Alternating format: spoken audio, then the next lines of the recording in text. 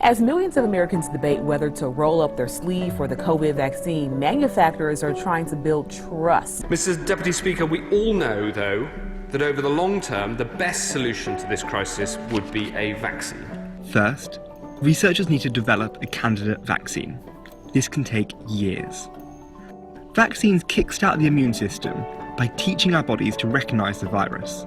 The Countermeasures Injury Compensation Program was created to cover damage caused by treatments for pandemics and security threats, such as H1N1. Well, I think that rather than having this extreme polarization, we just need to be able to talk.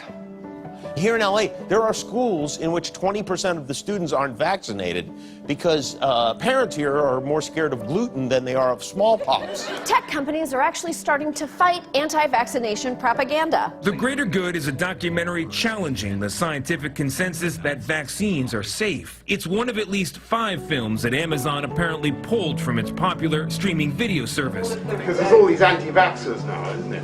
Well, Marina can tell you a little bit about how we've achieved that. Marina, what do you think of anti-vaxxers? Well, yes, we've changed a lot of our practices.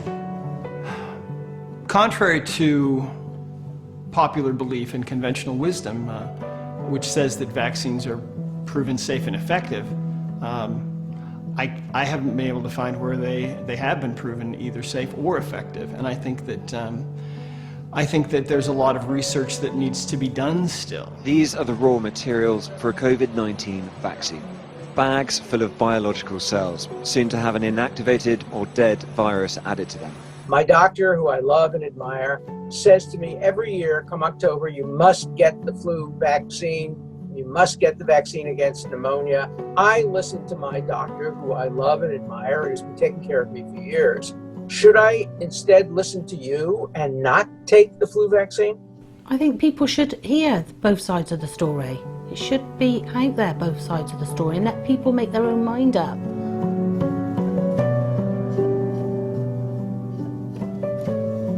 Bill Gates Foundation is funding factories for 7 candidate vaccines.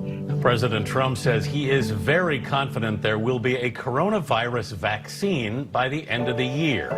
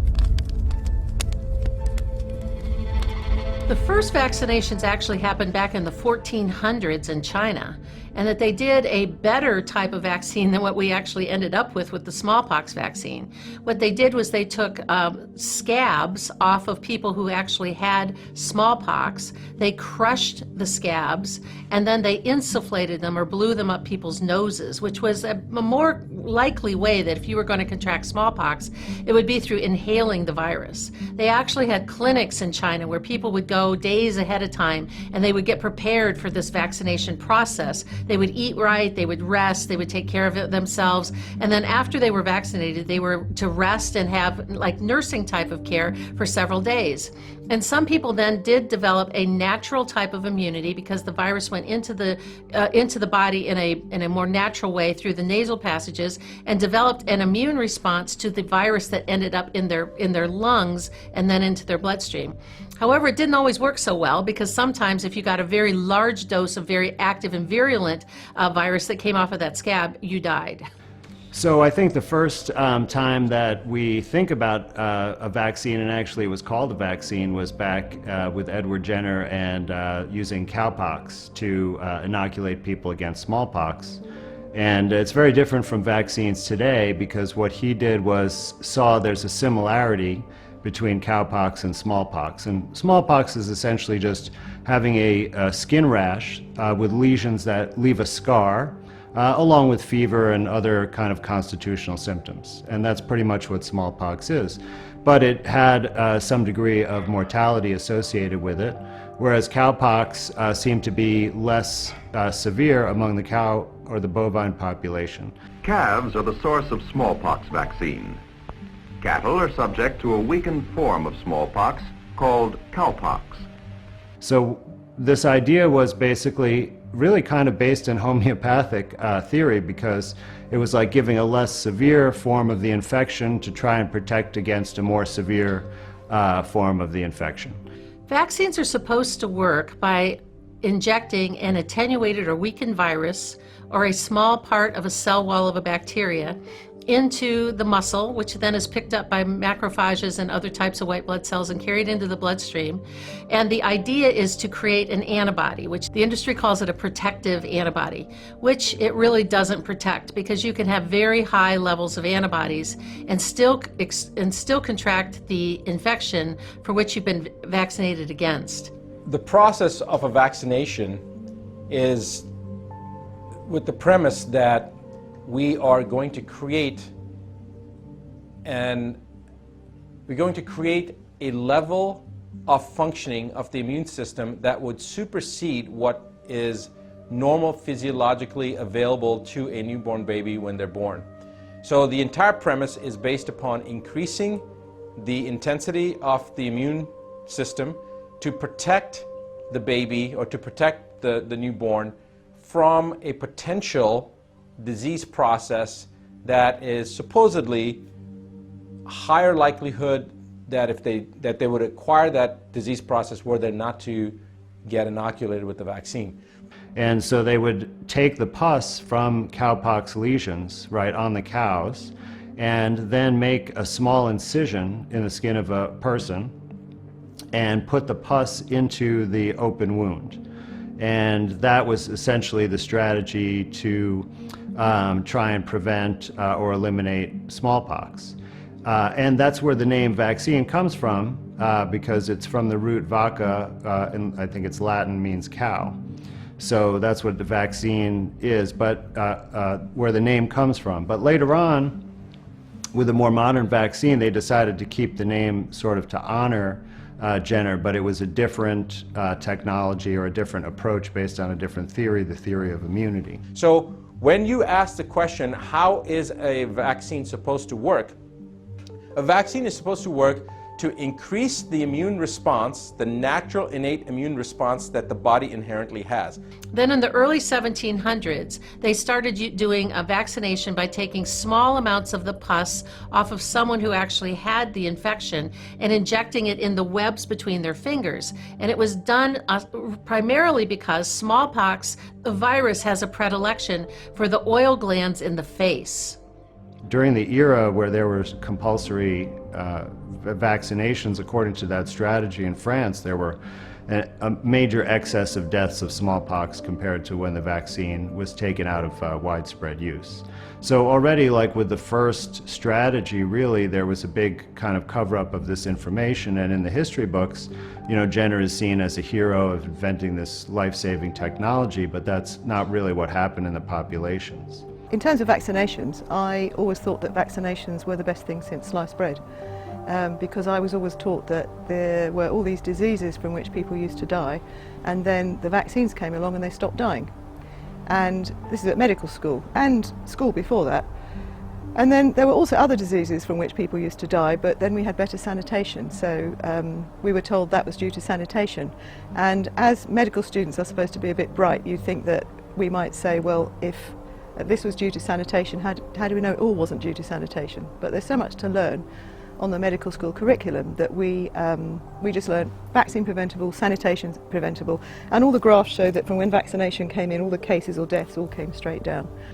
In terms of smallpox being eradicated related to the vaccine later on, because now we're at the point where we don't even have smallpox vaccines, right? Because the disease has essentially been considered eradicated. But if you look back earlier than that, during periods where there were mandatory vaccines for smallpox versus periods when there weren't, you actually see there were many more cases and many more deaths during times when vaccines were mandated. Missionaries went around the world with dried smallpox powder and started vaccinating people in America and in South America and in the Indian population. And the problem with that was that many people that they had scraped that pustule and that scab off of their arms, those human beings had syphilis, unbeknownst to them. So when they took those scabs off of the humans and took them around the world, they were actually started spreading syphilis to Indian cultures in South America and in the Americas. So not only were they making a mess of the immune system, they found that if you had been cowpoxed, you could still contract smallpox. And during that period of time, the smallpox virus that was in circulation was much, much more virulent. And over time, because of endemic exposure and by spreading this around and having people be exposed more and more, people developed almost a herd immunity to smallpox, and the virulence started going down. That in the 1920s here in the United States, we never saw cases of smallpox smallpox major, which was called variola. We would only see smallpox minor, which was just a couple of bumps here and there.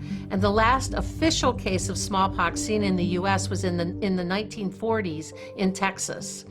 Now, polio is another interesting story, and one that is, I think, near and dear to the hearts of many people in the baby boomer generation, especially because when they were children, they witnessed other children being sick or getting paralyzed, and it was something, they were scared about, for certain. This gasping tank even does your breathing, a job you've done yourself instinctively since the moment of birth. But now, there's not one thing you can do for yourself except blink and let your heart beat. So if you look closely at what happened there, what you see is essentially that it was a new disease that what didn't exist before the 1800s, or maybe it was discovered just before the 1800s. So if you look back in historical textbooks, there were no examples of sudden paralysis among children. And by the way, the name poliomyelitis actually is not the name of a virus. It's the name of the condition that causes paralysis. And what it refers to is that the spinal cord has a certain type of lesion, and it's in the front part called the anterior horn. And that basically confers motor paralysis, or you get loss of movement, but not sensation, to the affected part of the body. Back in the 1920s, 1930s, prior to the end of World War II, so in that 1920s to 1940s time frame, there were many different chemicals that were introduced into the global economy, and there are specifically 12 different compounds that are now considered by the global community as carcinogenic, as very dangerous, and not to be used. They're basically considered unsafe, and they've been prohibited throughout the planet. But what's interesting is that each one of these dirty dozen, they refer to as the dirty dozen, these 12 compounds, each one of these compounds was used for a minimum of 50 years prior to being recognized how dangerous and how destructive they were. Some of them over 75 years. One of those compounds was a compound called DDT. But what happened is that these were kind of sporadic cases, and then in the early 1900s they started increasing. But this seems to be most likely due to the uptick in the use of environmental pesticides, or it was actually a new thing because the chemical industry was expanding. They are advertisements in the newspapers and magazines in the US that go back 60, 70, 80 years that show children or babies sitting with a smile on their face with their diapers on and a caption above them saying, "Flies don't land on me because I've had my DDT." there were like children playing on the street, and the trucks would come by spraying DDT, and the children were encouraged to actually go in the spray, right, to rid themselves of disease-carrying insects or, you know, that kind of thing.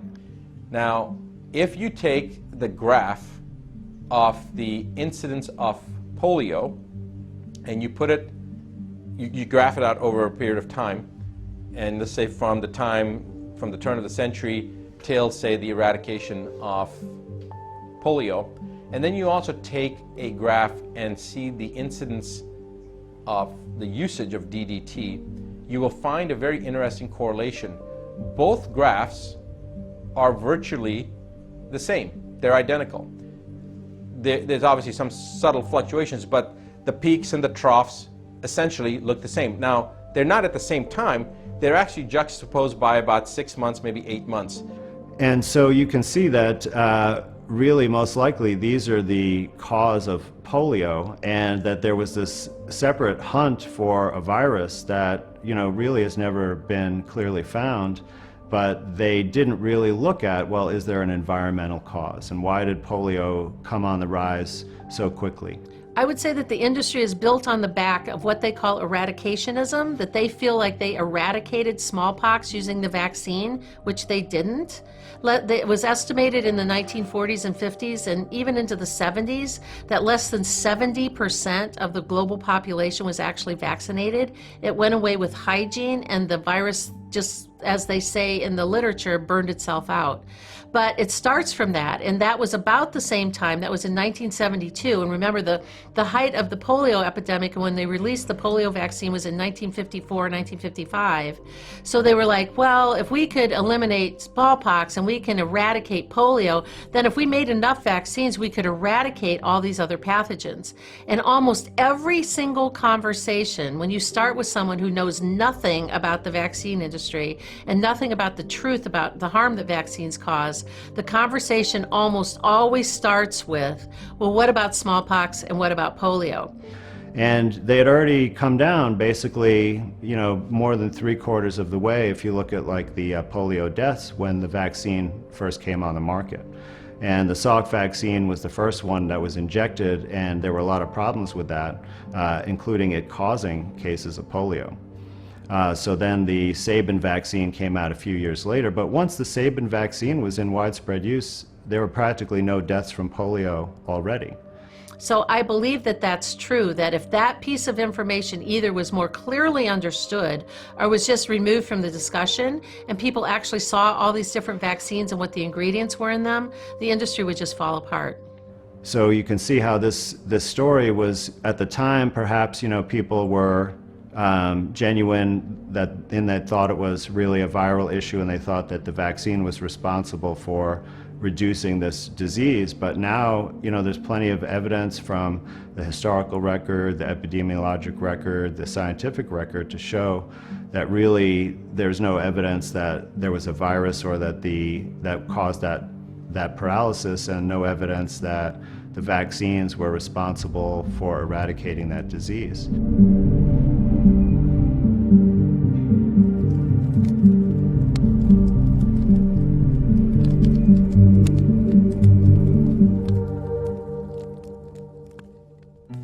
Well, I think that parents obviously want to do the best thing for their child. And I believe that the people that are in medicine, they also want to do the best thing for the child. I don't think that anyone at the actual functional levels where they're interacting with the patients and with these children, I don't think that they have evil intentions. I think all of those people want the best for the child. But I think that there's been a lot of information, a lot of disinformation that's been put out. There's a lot of marketing that takes place to doctors by pharmaceutical companies and so on. And doctors learn what the pharmaceutical companies are pushing and what they're teaching. And so what they believe is generally speaking what they are desired to believe by big pharma, and that is that these vaccines are safe and effective and they're healthy and kids need these and so on. That's what they all believe. The immune system in a newborn baby is not fully developed till at least 6 months of age, but most immunologists will say anywhere from a year to 2 years before it's fully matured. And some immunologists will even go on to say up to the first 10 years or 12 years of life, it's not fully matured. So we know that the immune system is not even capable of seroconverting and creating an antibody response till a minimum of 6 months of age. So by that fact alone, why are we giving newborn babies on the first day on the planet substances that are supposed to create immunity when it's impossible because the immune system isn't even capable of creating a seroconversion? It's not capable of mounting a response. That's the first issue. I'm Amanda, and I live with Ian. Now, back in 2007, we moved out of London into Kent. Not necessarily to start a family, but after a few months of living there, I fell pregnant, and yeah, we were to have our first child together. Now, I didn't have so much of a social circle around me of friends with children, so I was never really into that sort of scene. So yeah, we just sort of, you know, just took every step as it came. I had an amazing pregnancy, and Alfie was born on the 14th of September. The psychological situation, I think, is very difficult for someone who is who's a new parent. Most new parents are naive about these kinds of things and haven't had the time to study all of this. And the problem is it's such a polarized topic of discussion now that people are either pro-vaccine or they're anti-vaccine, and people that are anti-vaccine are, of course, vilified all over the world. But there's a lot of money behind that, so you have to question what's really going on there. Then we had the visits from the health visitor talking about vaccinations. The vaccinations, I hadn't really given them much thought. I'd always associated them and grown up with hearing that vaccinations, heal great diseases, and we were all a lot better off for these life-saving vaccines. So I didn't really give it any other thought, and we vaccinated as per the schedule. And I can remember at the time that there was no major problems with Alfie after his first lot of vaccines and his second. A little bit miserable, a little bit under the weather, but we were told that that was perfectly normal. And then at the age of 14 months, that was the time to get the MMR. And I wasn't too comfortable with the MMR because there was a lot of controversy around the MMR vaccine and the association that it was causing autism, or suspected to be causing autism. And yeah, it just felt a little bit worried about that one.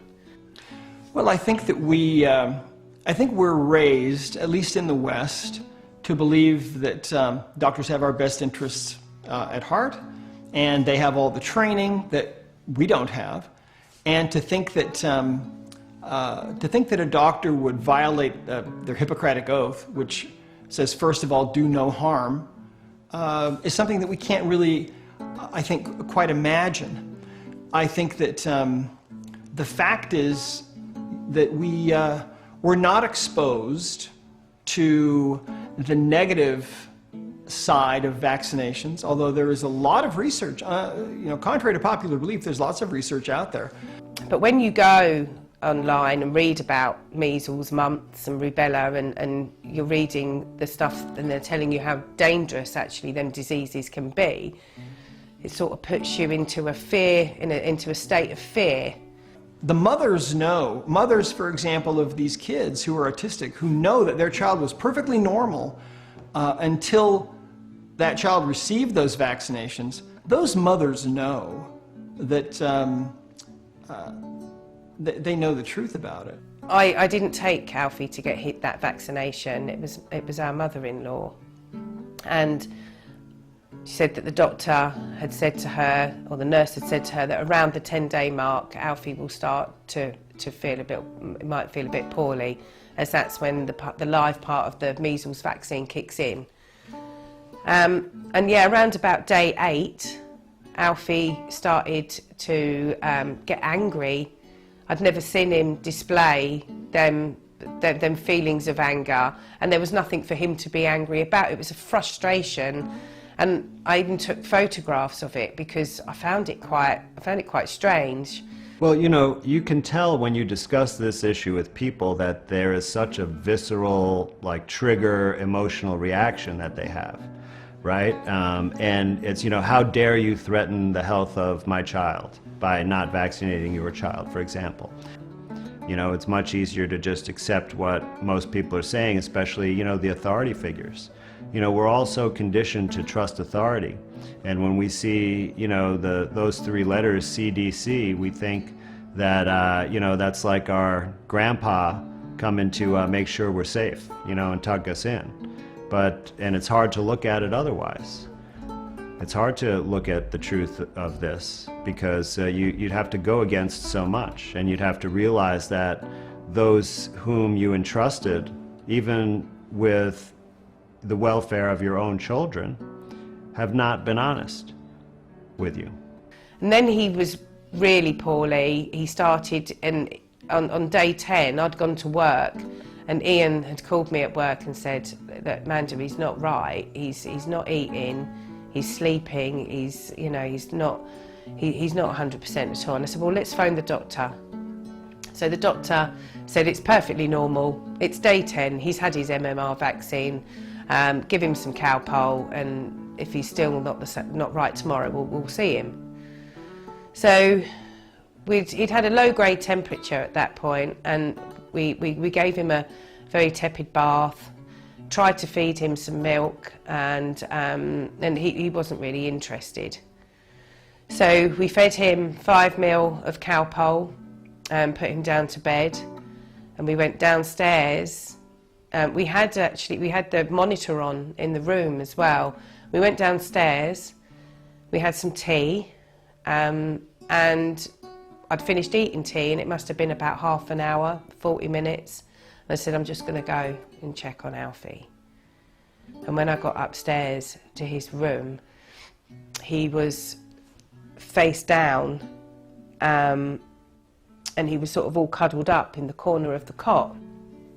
So I felt the back of his neck to see if he was hot or if his temperature was rising or anything like that.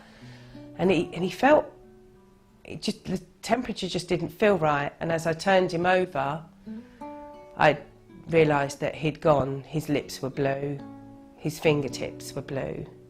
And I panicked, and I picked him up, and I screamed, and I ran down the stairs, and I didn't know what to do, and I was screaming for Ian to go and call my neighbour who's a paramedic. And she was at work, so we then dialed 999. I'm trying to administer CPR on him, all the while the ambulance service were on the phone telling me exactly what to do. And even as I was doing it, I knew he'd gone. I knew it was fruitless. I could hear the rattling as I was giving him his CPR, and I knew he wasn't going to come back.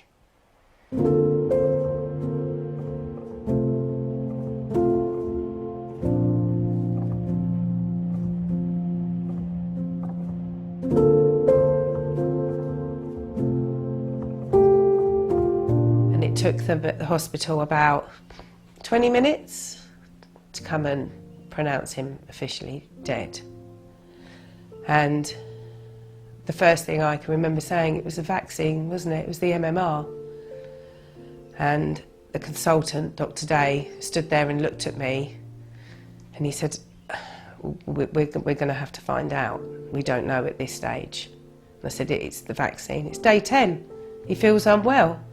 I said, there's nothing else wrong with him. I just couldn't understand, and I could see the nurses that had been working on him, and I could see the look in their face. I'll never forget it, as if this was not the first time they'd seen this.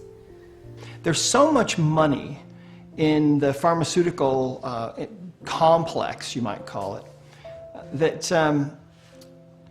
that is geared toward moving people down one funnel, and that is to get vaccinated, and there's lots of money in that, and the common conventional wisdom is that that's healthy for you and it's good for you, and but I think it's all been built on this false premise that it was vaccines that got rid of all of these childhood diseases in the first place. But if you go back and you look at the statistics, most of those diseases were almost entirely out of the population already when these vaccines were introduced. They said that they had to report it to the police. So when we got home, we had to wait for the police to arrive.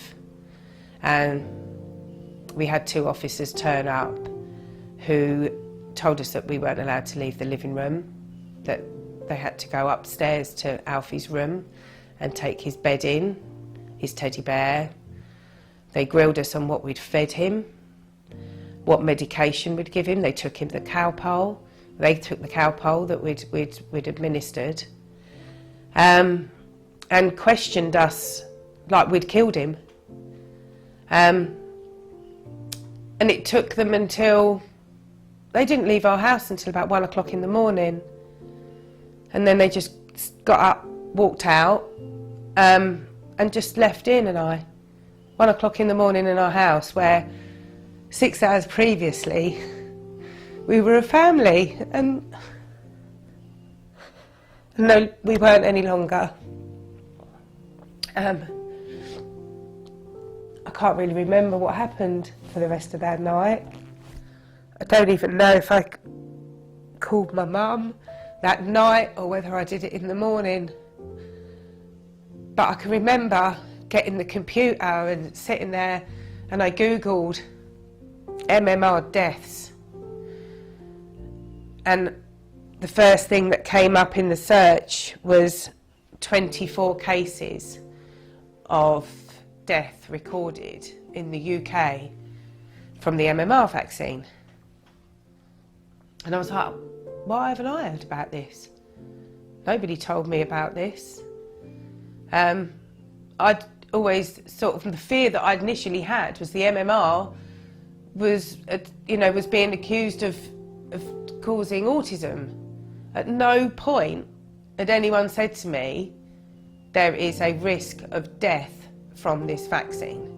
I think that, unfortunately, the age that we're living in now is an age where if you want to know the truth about something, you can't expect to just receive it on a silver platter. If you want the truth about almost anything, you have to dig. And I think we're living in an age of propaganda where there's more propaganda going on now than there ever used to be, ever at any time in history. As of tonight, at least 114 cases of measles have been reported in 14 states. Today, the president said through a spokesman that science indicates children should be vaccinated. And so we're all being fed this propaganda all the time. And so I think that there's a possibility that vaccination may, in some circumstances, be safe and effective. I don't know. I haven't been able to find that out. I haven't seen any research to that effect. On the other hand, there's a lot of research that says that there are definitely issues. So I didn't really know what to do. I was quite shell-shocked. We were waiting for the autopsy results to come back from the hospital. And we hadn't heard anything for 48 hours. So I called the hospital, I called the coroner, said, have you got any news on the cause of my son's death? And he said, well, the report's not finished, but initial findings are showing us that he had an enlarged heart. So I thought, oh, so maybe it wasn't the vaccine. Maybe he had an underlying heart condition that none of us knew about. And then I think it was about a week later, we got the coroner's report, and the consultant at the hospital offered to come round and explain the terminology within it. And we went through the whole of the coroner's report. Not one mention of an enlarged heart at all. His heart was perfectly healthy, it was the perfect size. They had done all of that, and what they had suggested that there was a swelling on the brain, and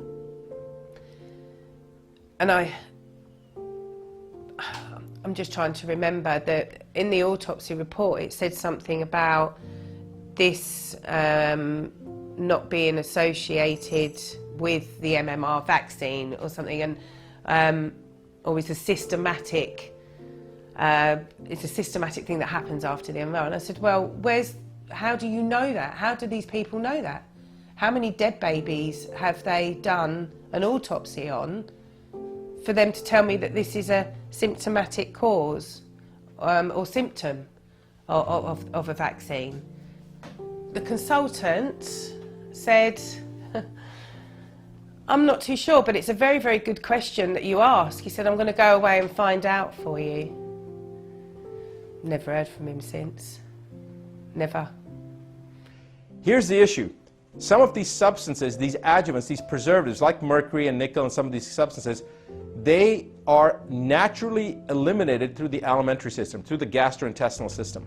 But now we're giving this on the first day of the planet, and the gastrointestinal system in children is not fully developed till the first year of life. So the natural way of detoxifying some of these substances, were they to be exposed to naturally, would not be feasible for the system to eliminate, because the system's elimination metabolic processes are not fully developed till the first year of life. So now we're giving substances that we know, like formaldehyde, like nickel, like mercury, that are eliminated through the gastrointestinal system, and it's not fully developed till the first year of life. So you see, there's a lot of developmental aspects: seroconversion, the immune system, the alimentary system, the gastrointestinal system, etc. I wanted to find out whether it was a hot lot. I'd never known that there was any such thing as a hot lot, that sometimes they have vaccines that are not quite nice and can be worse than they normally are. So they spread them out, but you have to record the lot numbers. I wrote to the pharmaceutical company who produced the vaccine, and they said there'd been no other reports of any issues with the lot number of that vaccine that my son was administered. I then wrote to my local MP, and the response that I got from him was really poor, if I'm being honest. No, nobody was interested at all. It was as if it was trying to be brushed underneath the carpet. No one really wanted to know. Well, I think that would be a very difficult thing to deal with. If you have a child and you're following the conventional wisdom, you get that child vaccinated, and then that child becomes vaccine damaged, I think that not only would it be a very, very difficult situation for you to deal with, just having that vaccine damaged child, but also the guilt that you would feel for not knowing better. But I mean, I think that so much of the time people shouldn't blame themselves, because they're just flowing along in the system that has problems, and they become the result of that.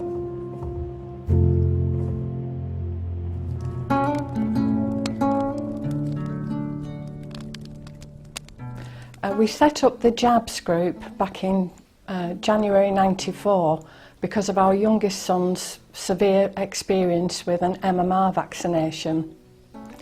When he was 13 months old, we'd been told that he was due for MMR and Hib, and because our older two boys hadn't had those vaccines, I wanted to know more about them. So the health visitor came out to answer my questions. What I didn't appreciate at the time was she was answering my questions from the Health Protection Agency's leaflet rather than the drug manufacturer's product sheets.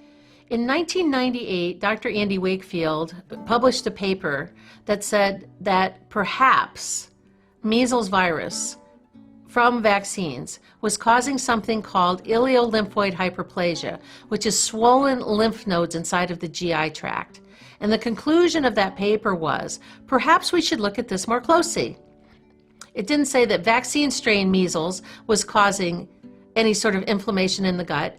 There was never a correlation between vaccines and the MMR and autism in that original paper ever made.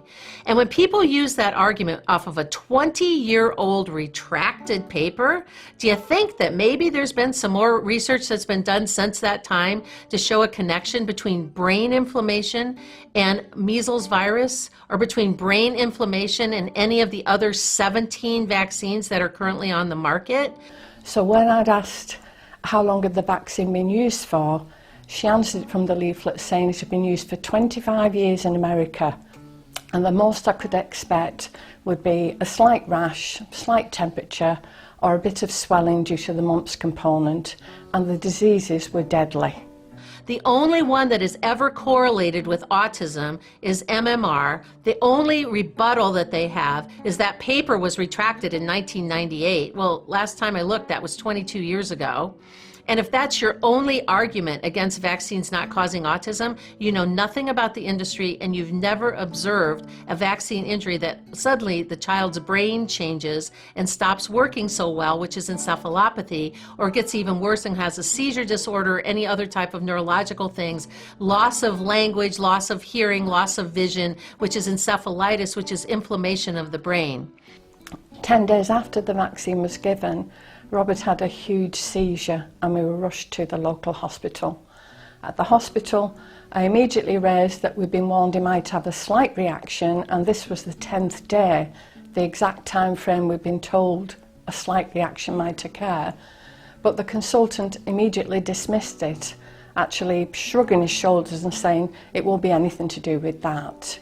And basically no one really knows what the adverse outcomes of vaccines are, because since we've had international universal vaccination since the 1960s, nobody has systematically, openly and methodically actually charted all these adverse reactions. If they had, by now we'd have a massive database, we could look at patterns, we could say this is definitely not associated, this is, but we haven't got that. I often find the argument or even the discussion about vaccines not causing autism, quite frankly, I find it irritating, because it tells me that the people who ask the question know nothing about the industry, nothing. But unfortunately, from then on, Robert's life changed. Over the coming months, he developed more and more seizures. He developed a problem with his immune system, which we were told was an acquired immune deficiency. He started to regress and lose all the skills that he'd already acquired, and we couldn't get a proper medical diagnosis for him. We were eventually told that all these problems were just a coincidence. They'd all happened at that one particular point in his life, and that was something that seemed absolutely incredible. So we started to research the subject, and for the first time I got hold of the drug company's patient information leaflets. It was a huge culture shock to find that the symptoms he'd had and the long-term problems he was suffering from were listed in the product sheet as rare events. They don't know that at 28 years of age, he's still like a 14-month-old mentally, wheelchair-bound, severe epilepsy, can't walk or talk, and needs 24-hour care for the rest of his life. And if they've missed it with Robert, they've missed it with many more.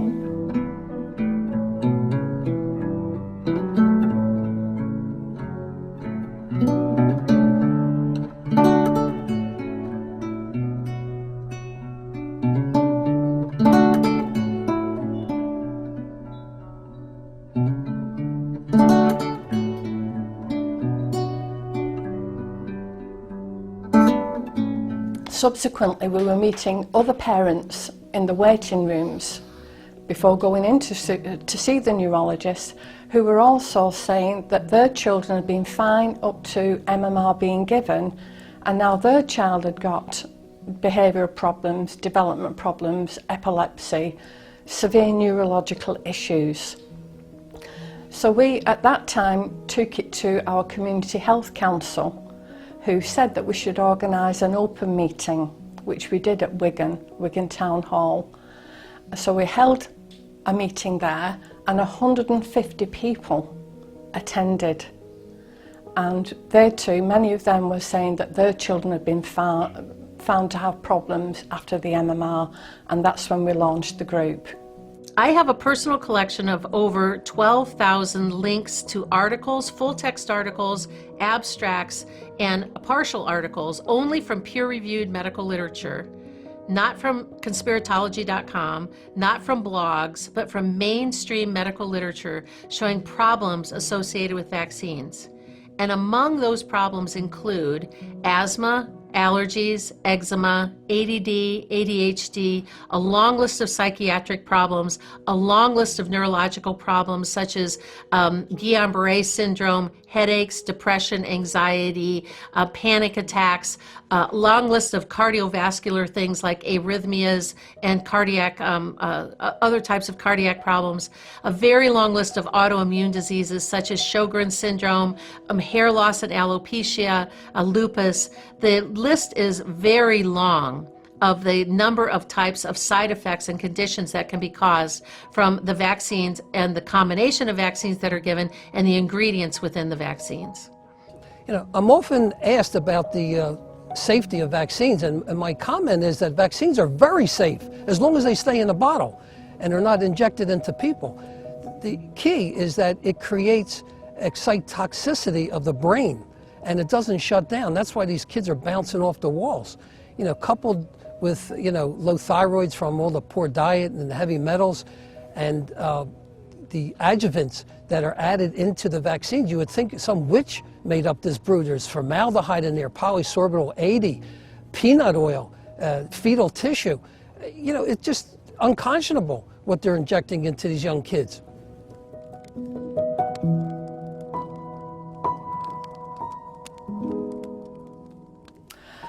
It was very difficult because although we were raising vaccine damage with doctors, we were never told by anyone in the medical profession that firstly the Department of Works and Pensions had got a vaccine damage payment unit, a branch of called the Vaccine Damage Unit, and had been set up because children had been brain damaged by the whooping cough jab in the 70s and the smallpox and polio vaccines, and an Act of Parliament had been passed. A vaccine injury court is a court that has been set up to address the grievances of parents who have been victims and whose children have been victims of vaccine injury. And it's in the billions the vaccine injury courts have paid out. And I think that the vast majority of people don't even know the vaccine courts exist. And also, when a parent will voice to a doctor that I think my child had this problem after the vaccine, the doctors will, the vast majority of times, 99% of the time, the doctor will say, no, that's not what it was. You can have politicians, Department of Health bodies saying, look how safe our vaccines are because we make so few payments. But it's because the system is loaded against the family. But even so, over £74 million has been paid out to UK families whose children have died or suffered long-term brain damage. In the US, they've paid out over $4 billion. So I'm George Fisher's mum, who died 18 months after his MMR vaccine. He was my fourth child, all completely vaccinated. Listened to the doctors, you know, told us everything was fine. Didn't question it, actually. We didn't even question them. We just took the kids and had their back. They were called from. We just took them. Didn't question it. Didn't ask any questions. Didn't do any research into it. And took George. He was the same as the other three children. We just took him.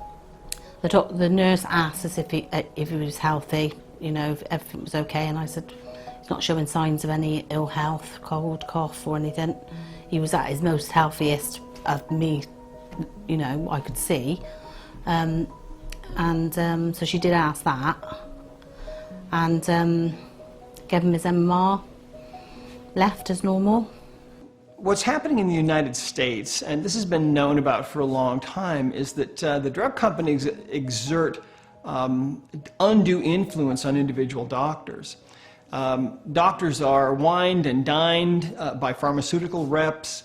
They are oftentimes entered into contests. Whichever doctor prescribes the most of this new drug that's come out will get some kind of an award or a trip to Hawaii for 2 or something like that. This happens all the time.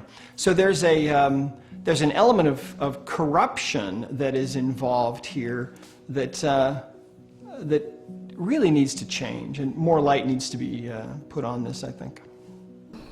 As a couple of days went on, he started office food. He was still playing a lot. He wasn't lethargic in any way. He was still playing. He was playing football with my husband the night he died in the front room. Wasn't showing any signs of illness at all. The only thing he showed was office food. In the early 1980s, there were more and more lawsuits that were being filed against the vaccine manufacturers for the whole cell pertussis vaccine, because they knew that the whole cell pertussis vaccine was causing brain damage, severe brain damage, and many of the children died.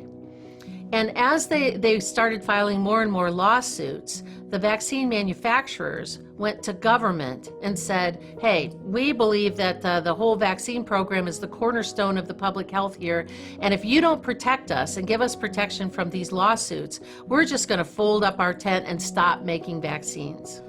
The night he went to bed, of the night he died, and he went to bed, he fell asleep. Chris was reading, my husband Chris was reading Megan a story in the bedroom, and he fell asleep drinking his bottle, and then he just sat up in his cot, just threw his bottle up, and I went up there, cleaned him all up, and he went to run off and play like he was. He didn't show still any signs of ill health, and changed his clothes, changed his bedding, put him back to bed with a bottle of water, and he fell back to sleep. And I went up there about 11:30, and he was talking in his cot. Put my head in. He'd thrown I'd given him another bottle of water, I think. And when I was in bed, I heard him throw that out of his cot, and he was moving around, getting comfortable. I fell asleep, and I got up at 8. Megan was calling me at the stair gate, so I got up and lifted her over the stair gate, and then thought, oh, why isn't George awake? In 1986, they passed the National Childhood Vaccine Injury Compensation Act, so that any vaccine that was on the pediatric schedule was given complete liability protection if a child experienced a severe reaction. George should have been awake, so I went into his room and found out that he died that night, and obviously called 999. So that was the story really of, of that night he died, really.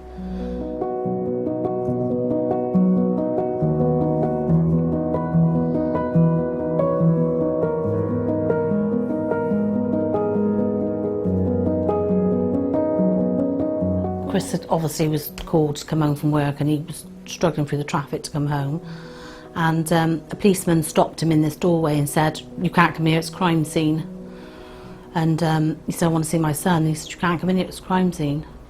And that's the first I sort of was like, what do you mean crime scene? So Chris said to Dr. Day that day, he said he had his MMR 10 days ago. Would that have done it? And instantly he said no, it wouldn't be the MMR. And then the Mediced was mentioned. I'd given him Mediced, and he never said no to that. He said, well, we'll have to look into things. So, and as the case proceeds, they looked into Mediced more, the child's medicine you could buy over the counter in the chemist, to a vaccination that have got very bad ingredients in it. Since 1986, there have been more than $4 billion, with a B, $4 billion US, paid out to parties who've experienced a vaccine injury. So what that act of 1986 did was give the pharmaceutical industry complete liability protection for their dirty, faulty products, set up a system, a kangaroo court that ostensibly is supposed to pay for vaccine injuries, and less than 25% of people who actually go through that court get any sort of compensation at all. You know, he was really, really healthy. George was so, you know, bouncy, wild, healthy, young toddler. Nothing wrong with him whatsoever. Anyway, we came home, and as the day, you know, Chris was obviously on his computer looking at things and, you know, researching things, and the more we read, the more we looked into, the more it pointed to the MMR.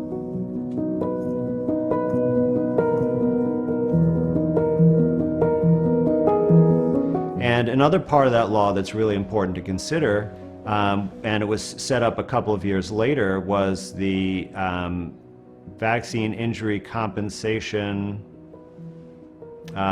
system, essentially. There's another acronym for it, but what it is it's a special government court that has special rules, and it's paid for by actually taxpayers, or more specifically, there's a 75-cent tax placed on every vaccine sale. So the people that risk getting injured or who are injured are actually paying for that court to adjudicate these claims and pay out compensation. So the thing about this is it's hidden, it's not publicly available, and it has very restrictive rules. And, you know, it's hard to find out about this even existing because, you know, in my training as a doctor, I was never told about this at all. No, what was tragic about the situation was many of the parents, like us, we'd fought to get legal aid, and you can only take on the pharmaceutical industry if you can get legal aid. Financially, you've no other way to do it. So we'd fought to get legal aid, and we'd had legal aid for virtually 10 years. But 6 months before the cases were due to go before the High Courts properly, to be individually investigated, legal aid was stopped. And that was in the autumn of 2003, just 6 months before we were due to go, even though we'd had legal aid repeatedly accepted. The U.S. government has paid out more than $4 billion in injury compensation claims to injured parties. George 100% died of that vaccination. You know, there's not a doubt in my mind that he died of anything else bar that vaccination. And believe me, I was the mother that would not accept it in the beginning. But you know, the research we done, the more we researched, the more we done, the more it was that vaccination that did it.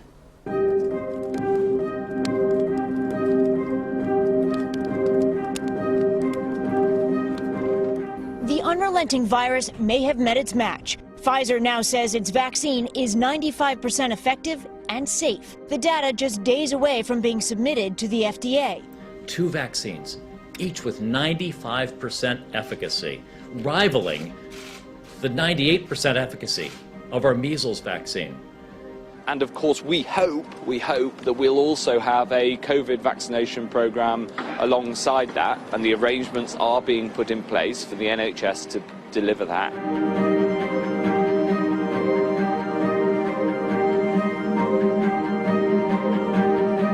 You have to consider this vaccine being experimental because of this accelerated timeline, no conclusive proof, no long-term safety studies, and is based on an entirely new vaccine technology that's never been approved or deployed before.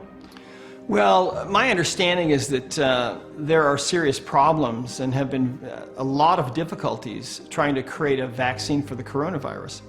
And it's not that they haven't tried, they have.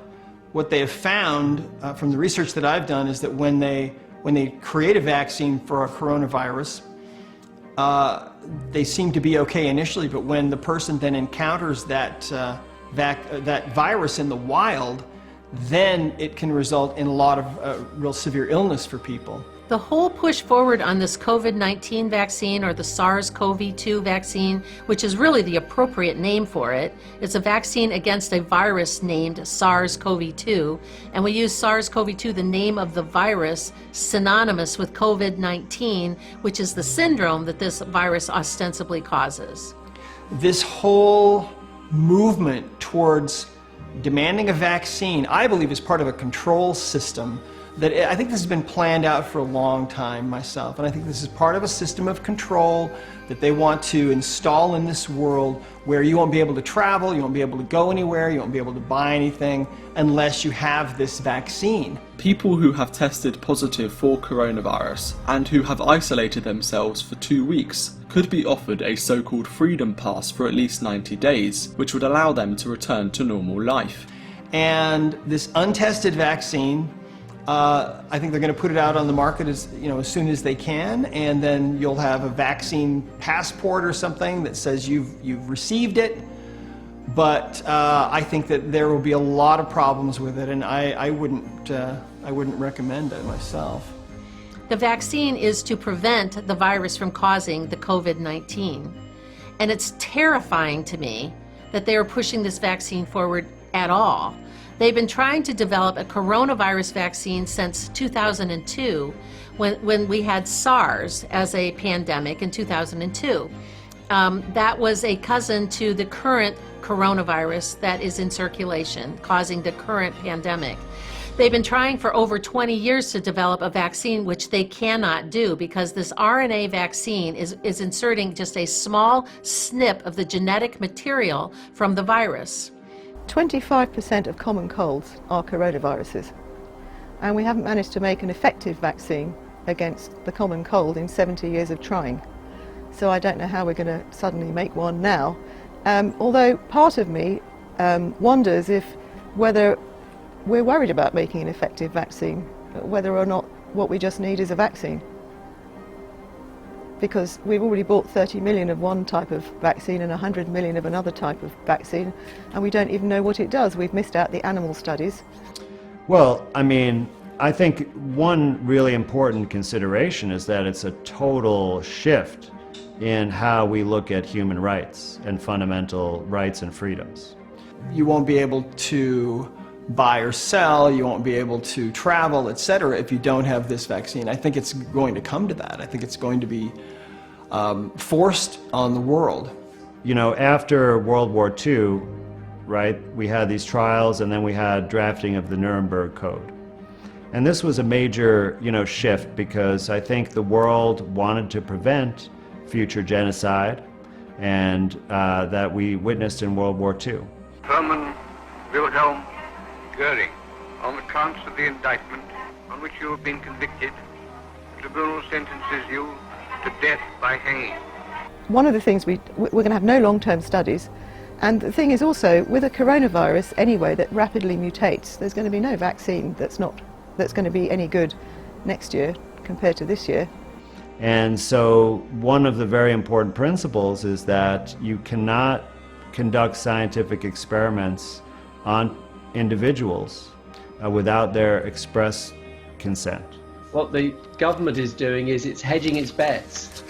It's buying a lot of doses of vaccine now from 3 different manufacturers, 3 different processes involved to try and find one that works.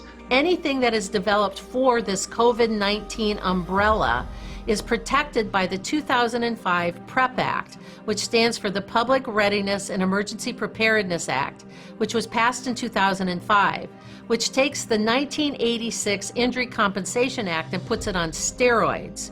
Because if people get this vaccine, and now they're projecting that they need at least 2, maybe 3 doses of this vaccine, and they have any sort of any sort of injury whatsoever, the injured party or the relative of the dead party that dies from these vaccines, their only recourse is to form a class action lawsuit and approach the U.S. Attorney General and convince the U.S. Attorney General that these vaccines were made under an act of willful misconduct, meaning that the pharmaceutical industry knew that it was making something that was harmful, and they made it to intentionally harm people. there's never been a commercially available retrovirus RNA vaccine that's ever been brought to market. Moderna, who is the bankrupt company that was $1.5 billion in the hole, that was propped up by Bill Gates, that Fauci has earmarked as the golden child, if you will. They have planned on this retrovirus RNA virus, and remember what RNA does. RNA repairs DNA. It goes in and repairs DNA. So now we're going to introduce a substance into the body that has the design of changing the morphological integrity of our DNA. Because the one thing we know about these vaccines at the moment is that they will prevent illness due to SARS-CoV-2, due to the COVID-19 virus, as diagnosed by PCR. You know, they just don't care.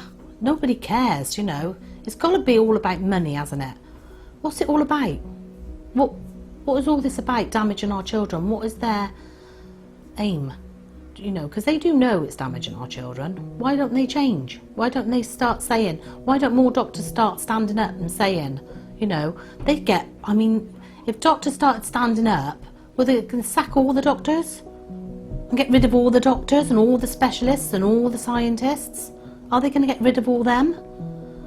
No, they can't get rid of them all. They're going to have to start listening to them. It pleases me that finally we're getting some real stories out there, and we're getting some truths that are coming out. People are doing some great journalism and exposing the truth as to where vaccines originated from.